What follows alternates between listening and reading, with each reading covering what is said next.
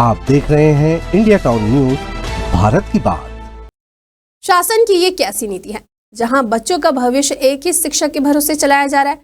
कहने को तो शिक्षा के क्षेत्र में विकास के लिए केंद्र राज्य सरकार से लाखों करोड़ों रुपए खर्च किए जाते हैं, लेकिन वो पैसे कहाँ खर्च होते वो कहीं नजर नहीं आता है।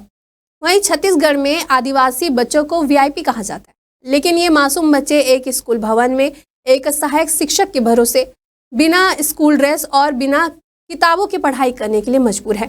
इन बच्चों के नाम पर करोड़ों रुपए सरकारी योजनाओं से खर्च किए जाते हैं, लेकिन फिर भी इनका भविष्य सवालों के घेरे में है। ऐसा ही एक मामला सामने आया है छत्तीसगढ़ के मनेंद्रगढ़ से।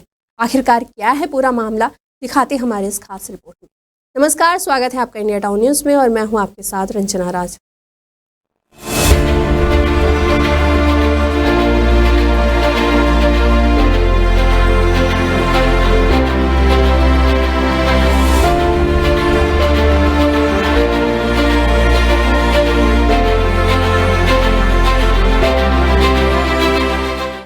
छत्तीसगढ़ में सरकार के शिक्षा क्षेत्र में सुधार के तमाम वादे खोखले साबित हो रहे हैं। खासकर वनांचल और ग्रामीण क्षेत्रों में स्थिति चिंताजनक है, जहां मनेंद्रगढ़ जनपद पंचायत की ग्राम पंचायत भौता स्थित एक सरकारी प्राथमिक विद्यालय की स्थिति ने शिक्षा व्यवस्था की सच्चाई को उजागर कर दिया है। यहाँ छात्रों की संख्या तो है, लेकिन पढ़ाई के लिए भवन तक नहीं है। शिक्षा के क्षेत्र में उन तमाम दावों के बीच हम मौजूद हैं मनेंद्रगढ़ चिरमिरी भरतपुर जिला के मनेंद्रगढ़ विकास खंड अंतर्गत आने वाले भौता ग्राम पंचायत में, जहां भौता ग्राम पंचायत का ये वह विद्यालय है, प्राथमिक शाला है, जो 1997 में बताया जा रहा है कि बनाया गया था, लेकिन यह विद्यालय पूरी तरह जर्जर हालत में है। मैं आपको दिखाना चाहूँगा कि ये वह विद्यालय है जिसको आप देखकर अंदाजा लगा सकते हैं कि विद्यालय की हालत क्या है। विद्यालय में 55 बच्चे, जो ग्रामीण क्षेत्र के बच्चे हैं, वे 55 बच्चे पढ़ने के लिए आते हैं, लेकिन उनको खुद का भवन नसीब नहीं हो रहा है। इस संबंध में जब हम इंडिया टाउन की टीम ने जयलाल से बात की तो उनके द्वारा बताया गया कि यह विद्यालय 1994 में जब भौता ग्राम पंचायत बना था, उसके 3 साल बाद इसका निर्माण कार्य कराया गया। इसके बाद से इसमें किसी तरह का कोई कार्य नहीं हुआ, जिसकी वजह से ये भवन पूरी तरह जर्जर हो गया है। विद्यालय में एक ही कक्षा में पहली से 5वीं तक के छात्रों को पढ़ाया जा रहा है। नतीजा यह है कि जब अध्यापक 5वीं कक्षा के बच्चों को पढ़ाते हैं तो बाकी कक्षाओं के बच्चे पढ़ाई से वंचित रह जाते हैं।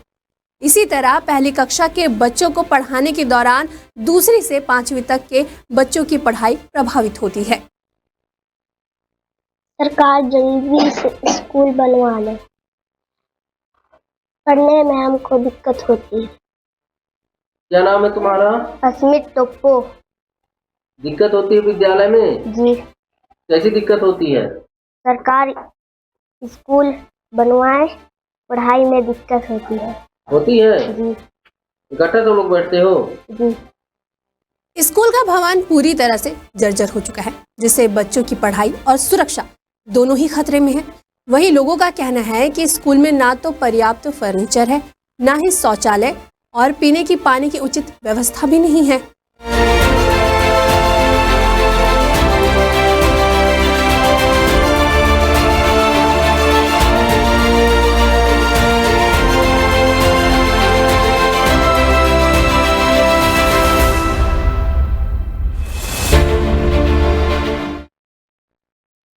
वहीं प्रधान पाठक जवाहर सिंह ने बताया कि स्कूल की दुर्दशा को लेकर कई बार उच्च अधिकारियों को लिखित शिकायत दी गई है, लेकिन अब तक कोई भी कार्रवाई नहीं हुई है। अतिरिक्त कक्षा इसी में सभी कक्षा को पहली से लेकर 5वीं तक को बैठाते हैं। बैठने में दिक्कत होता तो पढ़ाने में तो हो ही करेगा दिक्कत। इसको लेकर शिकायत की आप कहें? अरे कई बार लिखित दिए हैं सर। क्या हुआ? कुछ भी नहीं हो पा रहा है। कोई सुनवाई नहीं हुआ? कुछ सुनवाई नहीं सर। आप लोग क्या चाहते हैं? अब चाहते हैं कि बिल्डिंग बन जाता तो कम से कम बच्चों का भविष्य तो संवरता कुछ।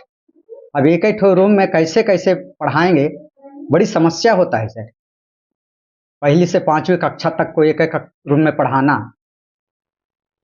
वहीं विकासखंड शिक्षा अधिकारी सुरेंद्र जायसवाल ने स्वीकार किया है कि समस्या गंभीर है। उन्होंने बताया कि स्कूल भवन के निर्माण को लेकर पत्राचार किया गया है, लेकिन अब तक कोई ठोस पहल नहीं हुई है। मेरे पास 17 स्कूल थे शिक्षक विहीन।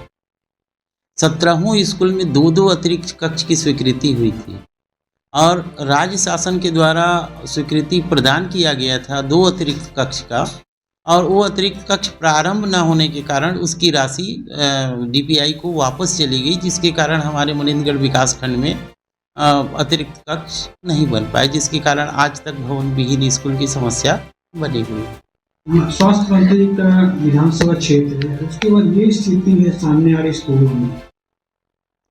सर देखिए, स्वीकृति राज्य शासन से होती है। जैसे ही स्वीकृति वहाँ से प्रदान होगी, भवन वहाँ नवीन बनेगा, फिर बच्चों को उसका लाभ मिलेगा।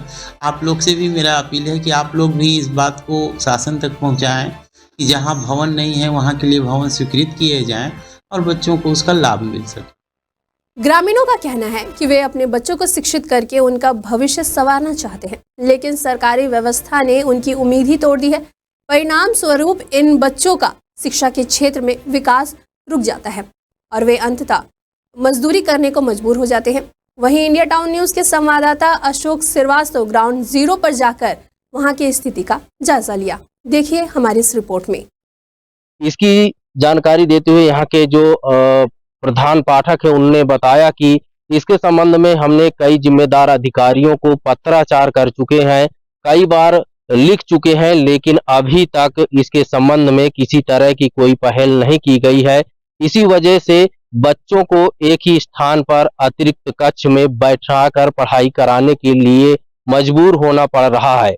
वहीं ये विधानसभा क्षेत्र की बात करें तो ये स्वास्थ्य मंत्री श्याम बिहारी जायसवाल का विधानसभा क्षेत्र है। उम्मीदें भी उनसे टिकी हुई हैं कि यदि उनके विधानसभा क्षेत्र में ऐसे भवन है, कब इन पर सुधार होगा, कब इन पर विचार किया जाएगा, ये तो आने वाला वक्त ही बताएगा। फिलहाल बच्चों को बैठने के लिए उनका खुद का विद्यालय बच्चों को नसीब नहीं हो रहा है।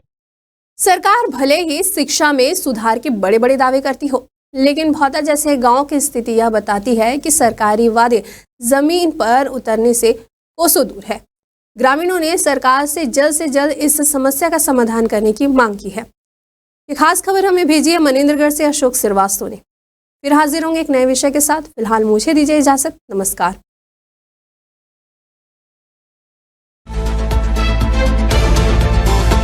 आप देख रहे हैं इंडिया टाउन न्यूज़, भारत की बात।